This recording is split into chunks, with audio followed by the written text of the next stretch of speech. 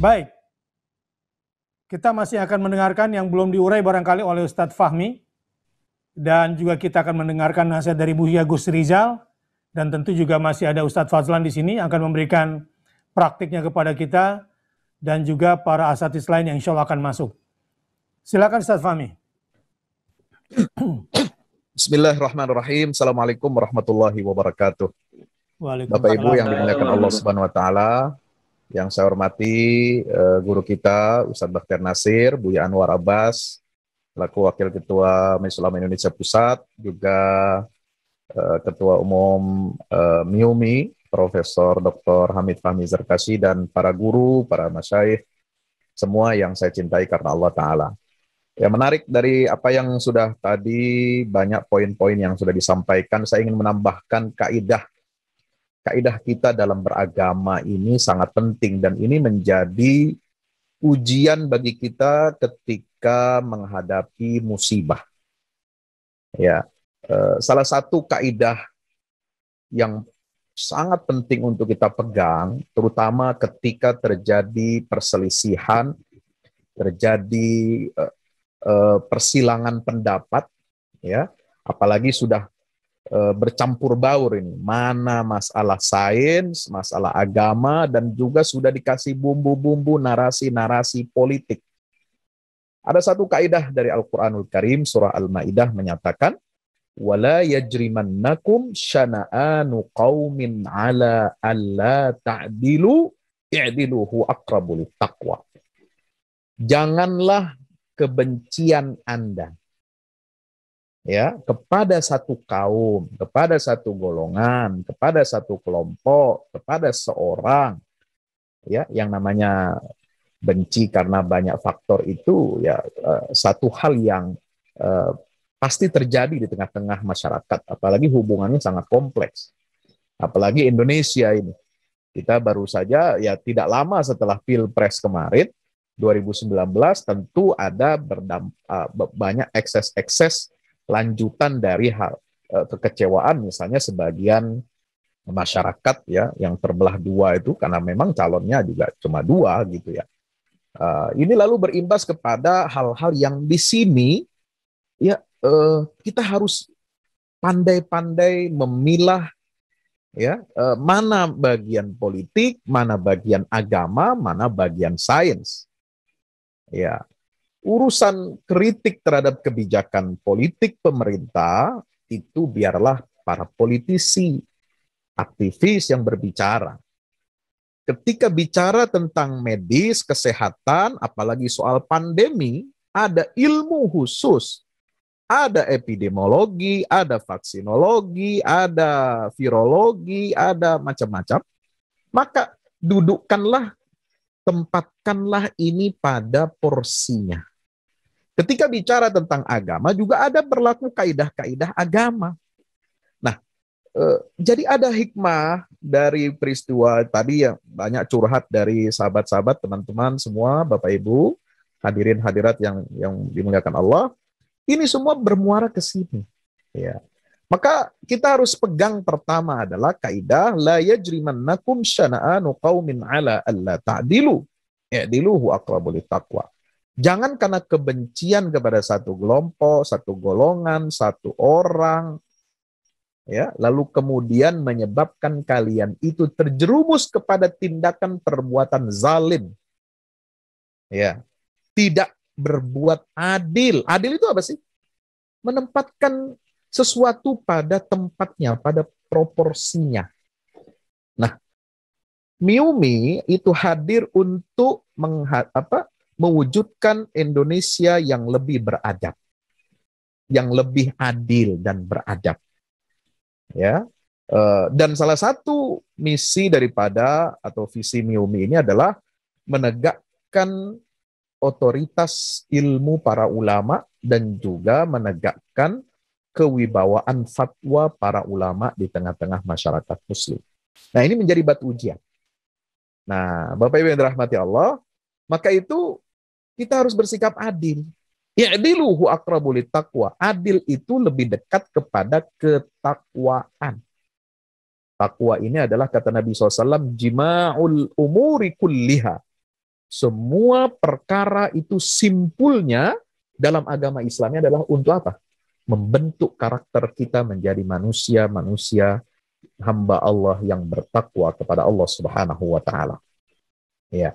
Nah, yang kedua, ya, sangat penting untuk kita pegang kaidah ini, tadi sudah disinggung juga, adalah pentingnya kita untuk tabayun.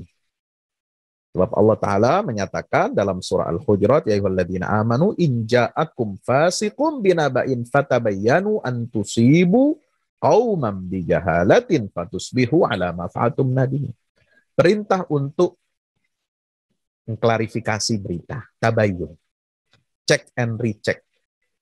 Ya, jangan terima bulat-bulat. Karena ini bukan persoalan tahu bulat digoreng, ya, lalu kemudian bisa kita telan mentah-mentah. Ini adalah persoalan keilmuan, persoalan yang menyangkut hal yang sangat esensial dan fundamental dalam kehidupan masyarakat. Apalagi itu berkaitan dengan apa yang disebut dengan tujuan syariat Islam, maqasid syariat al-Islamiyah. Yang pertama adalah hifzuddin, menjaga agama. Yang kedua, hifzun nafsi, menjaga nyawa, keselamatan nyawa manusia. Yang ketiga adalah hifzul mal, menjaga harta. Ya. Yang keempat adalah hifzul akli, menjaga akal pikiran kita supaya sehat. Yang kelima adalah hifzun nasli, menjaga reproduksi, menjaga keturunan, ya, keberlangsungan umat manusia ini. Nah, dari sini kita bisa melihat, ya, kalau kita tidak berhati-hati, kita salah menempatkan, kita akan merusak agama, kita dapat merusak akal pikiran kita dengan berbagai macam berita-berita hoax atau yang diproduksi, yang diistilahkan, ada satu istilah baru ini yang sebenarnya sudah lama dalam dunia komunikasi, itu yang disebut dengan infodemi. Jadi melubernya dan banjirnya arus informasi itu seperti pandemi. Sudah bercampur antara yang hak dan batil. Ya.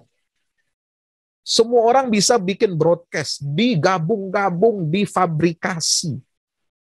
Ya. Lalu disebarluaskan, dimasifkan. Dan ini kita harus hati-hati. Ya, kita harus bertanya kepada yang ahlinya. Seperti tadi, sudah banyak disinggung dan ditekankan oleh para guru kita sebelum ini. Ya, maka itu tabayun. Siapa? Kalau kita tidak tabayun, kita nanti akan menyesal. Antusibu qauman bijahalah fatusbihu ala ma fa'altum nadimin. Bisa jadi dengan kita membenarkan, ya, tulisan yang nggak jelas, berita nggak jelas, potongan video yang sudah dipotong-potong nggak jelas, apa sumbernya, ya. Ilmunya kita sekarang ini kadang-kadang ilmu berdasarkan broadcast WA. Dan itu tidak ada yang menyaring, tidak ada otoritas.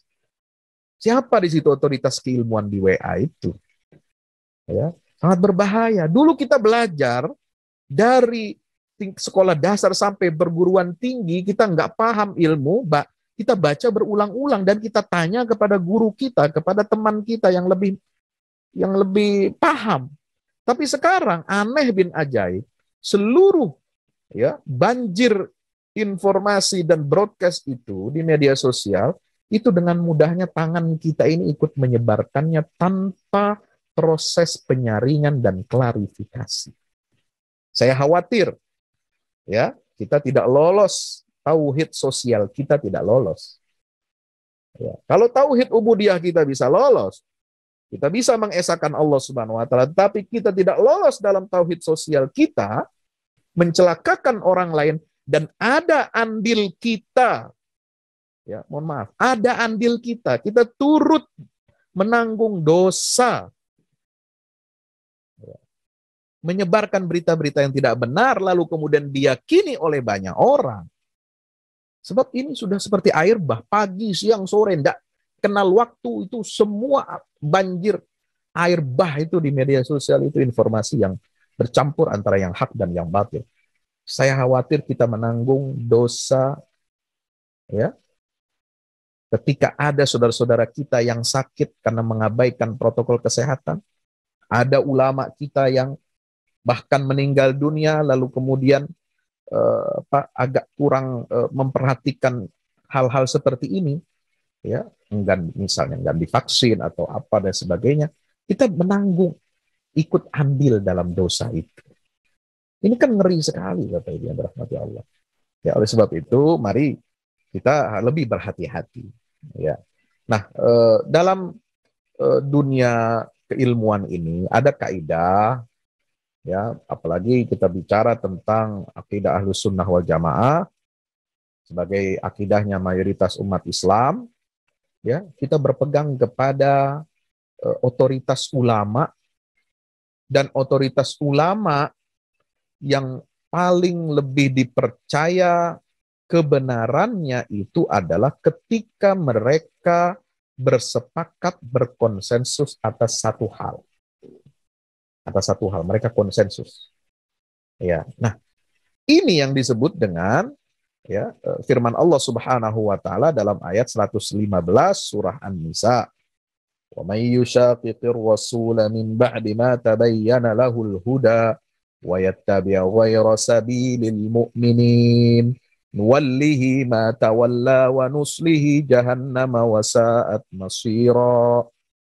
Ini disebut dengan ijma, itu mengikuti jalannya orang-orang beriman.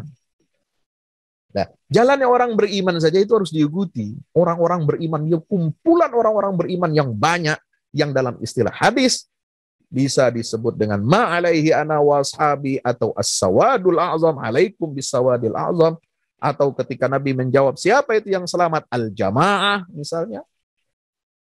Itu berlaku juga dalam seluruh disiplin keilmuan. Ya.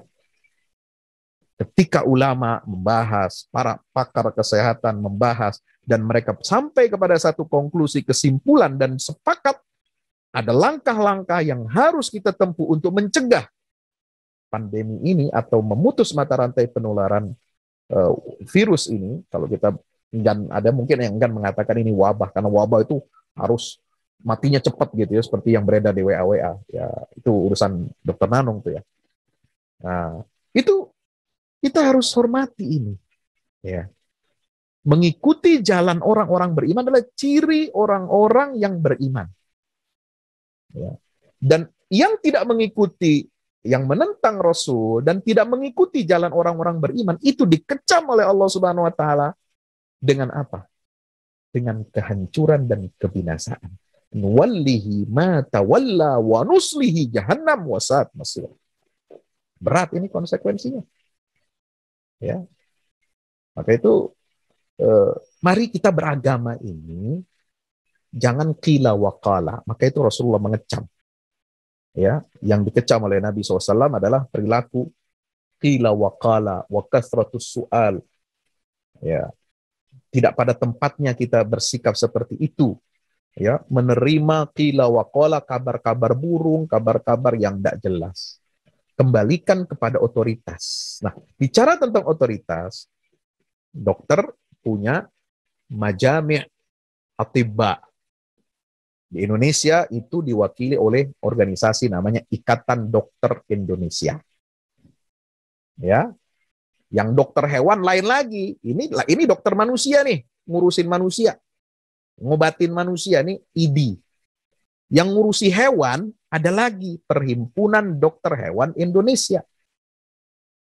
Jangan ya ucapan dokter hewan, mohon maaf, diterima oleh kita mengalahkan ucapan dokter yang menangani manusia. Nah, ini tidak beradab namanya, ya, zolim, gitu.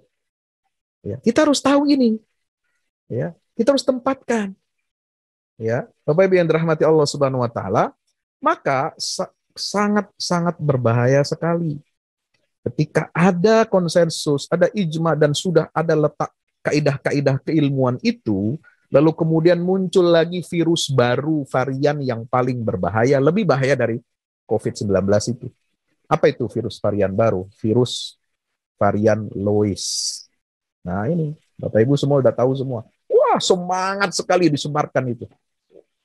Padahal sangat lemah dan rapuh dan ya dibantah oleh para pakar dan ahli-ahli. Nah, ada lagi yang mengkampanyekan gerakan tidak perlu pakai masker. Suaranya. Suara saya terdengar? Terdengar, Terdengar. tapi lembut. Ya, silakan dipersingkat. Ada lagi oknum, ya, apa itu, oknum pangkatnya jenderal polisi mungkin ya, Bar. Itu mengkampanyekan gerakan anti masker, nggak mau pakai masker. Ini dua orang ini, sama itu dengan yang tadi. Ya, masa kita percaya sama orang seperti itu? Ya, coba tolonglah. Kita ini harus bersikap kritis. Jangan hanya kritis ya kepada ya tadi saya katakan, kalau kita harus pisahkan mana urusan politik. Anda boleh nggak suka kepada satu pihak dan sebagainya, itu yaitu selesaikan masalah politik itu. Tapi Anda sekarang bicara tentang agama dan sains. Agama dan sains ini tidak akan bertentangan, tidak akan bertabrakan. Kaidah-kaidah agama itu, ya, kaidah-kaidah agama itu jelas. Iqra bismi rabbikal ladzi khalaq. Allah perintahkan kita untuk iqra, selalu membaca. Nun wal qalami wa ma yasturun. Kita diperintahkan untuk mengeksplor alam semesta ini dengan membaca, menulis. Sanurihim ayatina fil afaq wa fi anfusihim hatta yatabayyana lahum annahu al-haq. Ya. Awalam yakfi birabbika annahu ala kulli syai'in syahid, surat Fussilat 41. Ya. Itu kaidah-kaidah. Ya, memahami sunnatullah. Ya, beragama secara cerdas, mencerahkan, tetapi tidak tercabut dari prinsip-prinsip pokok ajaran agama. Ya, apa yang disampaikan sudah difatwakan oleh ulama. Kenapa kita meragukan? Sudah dinyatakan fatwanya halal, aman. Bahkan tadi kata Dr. JJ tadi, bukan hanya halal, tapi suci juga. Ya, halal, suci dan aman. Ya. Nah, atau ada kaidah ad-darurat tubihul mahzurat. Ketika dalam kondisi darurat, maka yang haram atau yang terlarang itu menjadi dibolehkan. Jadi ikuti kaidah-kaidah ini, ya, jangan kita menciptakan kegaduhan-kegaduhan. Kalau ada perbedaan ikhtilaf di antara ulama, kita katakan kita menghormati perbedaan sudut pandang itu. Ya, sesama ulama, husnuzon, kita punya niat baik, semuanya punya niat yang baik. Tetapi untuk umat awam, ya, lebih selamat mengikuti jumhur. Apakah itu jumhur ulama dalam bidang syariah? Apakah itu jumhur ulama dalam bidang medis dan sains? Apakah itu jumhur ulama dalam bidang ilmu-ilmu pengetahuan yang di luar, ya, bidang yang kita kuasai? Kita harus merujuk ke situ. Nah, inilah yang disebut dengan prinsip yang adil dan beradab. Nah, itu salah satu yang digarap oleh Niomi. Ya, terakhir sekali, Bapak Ibu yang dirahmati Allah, berkaitan dengan pola, ya, perbedaan sudut pandang, fatwa, memang ada. Ya, soal misalnya menutup masjid, ya, apakah perlu atau tidak? Ya, ini kan ad-darurah, ya, tanzil manzilatul hajah, ya, atau ad-darurah tuqaddaru biqadariha. Ya, menutup masjid misalnya dalam wilayah yang zona merah yang tidak terkendali, nah, itu bagian dari ikhtiar kita. Bukan berarti tidak ada sama sekali syiar agama Allah. Bukan berarti tidak ada azan. Azan tetap berkumandang. Nah, jadi tidak pas misalnya ketika kita membawa ayat surat Al-Baqarah ayat 114, wa man azlamu mimman mana'a masajidallah ayyuzkara fiha ismuhu fi kharabiha. Lalu mengaitkannya dengan soal tutup menutup masjid nih. Sebab nama Allah tetap disebut di sana. Ada DKM-nya, ada muazinnya, dia azan untuk sholat 5 waktu, ya, dan ada mengadakan sholat berjamaah di dalam masjid itu terbatas untuk pengurusnya atau yang tinggal di situ, ya. Jadi jangan diartikan bahwa ini para ulama ini dituduh seolah-olah ini telah mengubah dasar-dasar agama.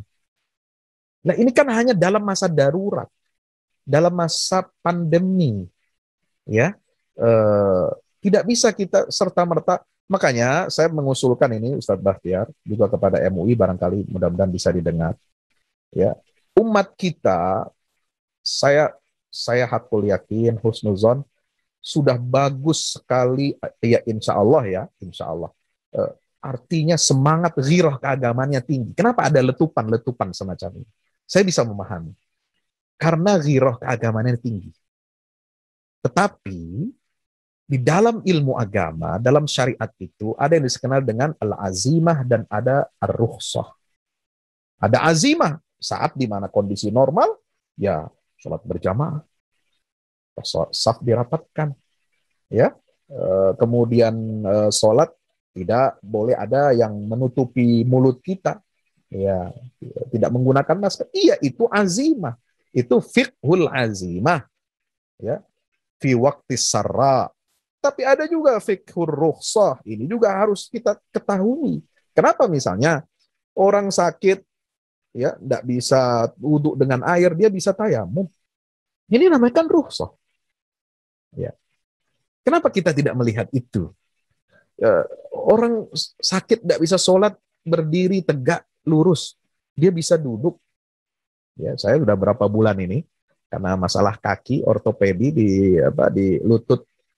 Ya, sakit kalau saya duduk tahiyat kah, atau di antara dua sujud kah, atau ketika mau pindah, ya, ruku ke sujud itu, ya saya harus duduk. Itu yang disebut dengan rukhsah. Ya. Kalau tidak bisa duduk juga, dia berbaring sambil mengangkat kedua tangan, takbiratul ihram biasa. Kalau tidak bisa juga menggerakkan badan, ya, mati suri misalnya, atau setengah badan kita ini kena penyakit lumpuh atau misalnya stroke, ya cukup dengan isyarat. Itulah rukhsah.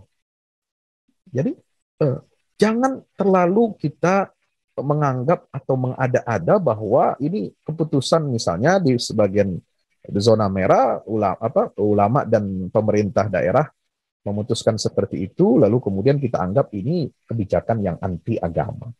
Nah, sentimen-sentimen itu ya harus kita sisihkan. Ya, jangan kita campur dengan masalah-masalah politik, dengan masalah-masalah hal-hal yang bukan di luar kewenangan kita. Nah, oleh sebab itu tentu kalau di daerah yang memang tidak ada kasus positif atau ada tetapi terbatas, bisa dipantau, bisa di tracing, bisa dibatasi, tentu insya Allah apa yang ini bisa berlaku itu tetap berjalan, masjid, jamaah sebagaimana biasa, ya, dengan aturan-aturan yang mungkin saja bisa ditetapkan bersama dengan musyawarah. Nah, terima terakhir kasih. sekali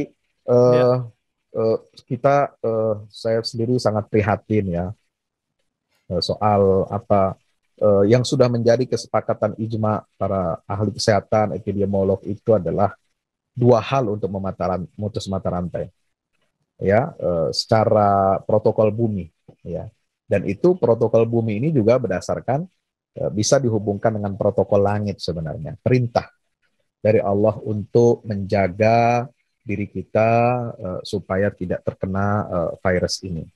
Nah, ini misalnya protokol langit yang dikawinkan dengan protokol bumi itu menarik, disimpulkan oleh Syekh Ibnul Qayyim Al-Jauziyah, Imam Ibnul Qayyim Al-Jauziyah. Ya, itu dalam kitab Zadul Ma'ad fi Hadi Khairil Ibad. Ini ulama abad ke-8 Hijriah. Akhir abad ke-7 dan sampai pertengahan abad ke-8 Hijriah. Itu menulis di jilid yang keempat, ya, halaman 33-34. Apik sekali.